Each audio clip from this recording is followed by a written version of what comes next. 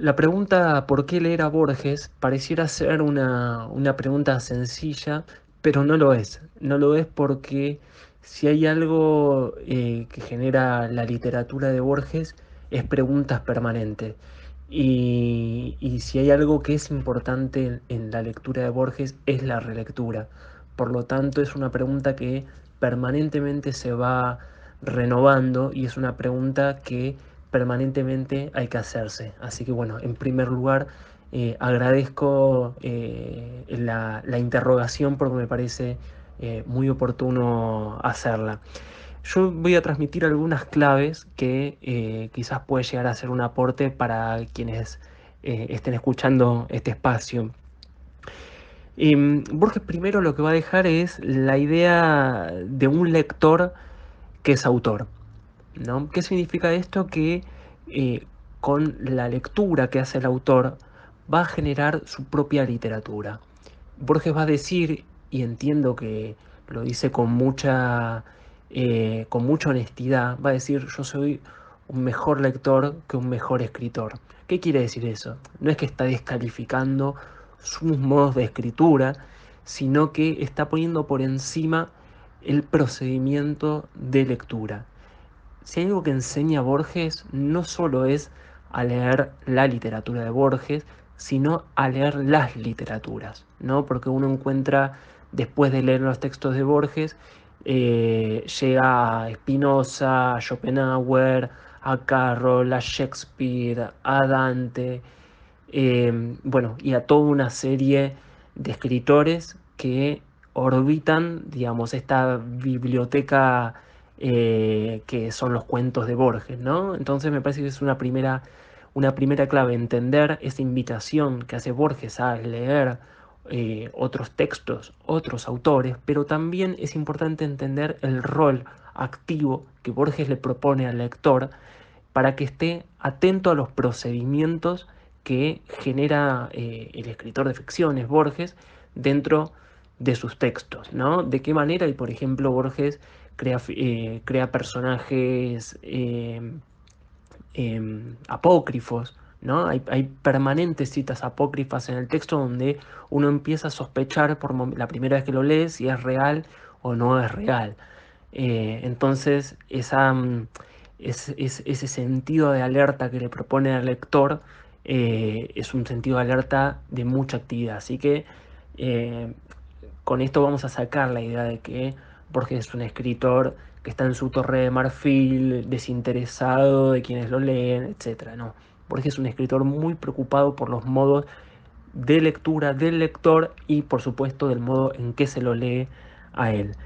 Em, el segundo punto es, digamos, la literatura que Borges aborda, si bien lo hace desde la periferia, ¿no? Desde Buenos Aires, desde donde va a escribir este artefacto, como dice Piglia, milagroso, que sucede sobre todo en los años 40 en Buenos Aires, va a escribir desde la periferia, pero sobre temas universales, por ejemplo, realidad ficción o ficción perturbando la realidad, sueño dentro de un sueño, la física cuántica, bueno, todos elementos que, la metafísica, todos elementos que van sucediendo de una u otra manera dentro de los textos. Entonces, él apoya, esta es una idea de Beatriz Arlo, apoyándose en la periferia, en las orillas, va a poder sentirse libre de escribir una literatura universal, ¿no? Y ella misma, Beatriz Arlos, va a decir, lo novedoso en Borges es que nunca está donde lo vamos a buscar. Si vos lo vas a buscar, un texto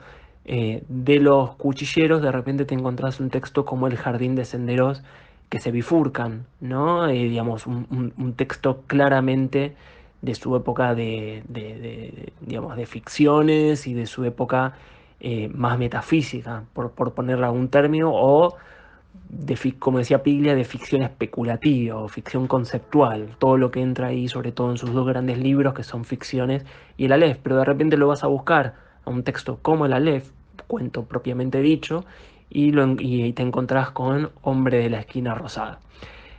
Así que un texto clásico también de los cuchilleros, ¿no? Está clásico de, si abordamos la antinomia, Civilización versus Barbarie, un texto clásico que atraviesa la cultura argentina, un texto clásico de la barbarie.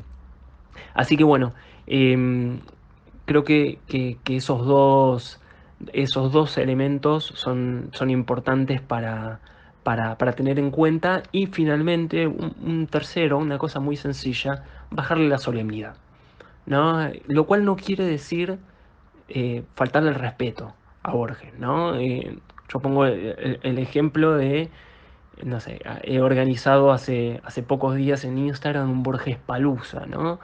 Eh, Quiere quitarle la solemnidad a la imagen eh, estática, eterna de Borges, la del viejo con la mirada curva, atemporal, sí, ¿no? Digamos, eso es una idea que trata de quitarle solemnidad, pero trata de quitarle solemnidad justamente para acceder a todo un territorio de lectores que quizás mm, pareciera o que lo abordan desde un lugar inalcanzable, muy difícil, inaccesible.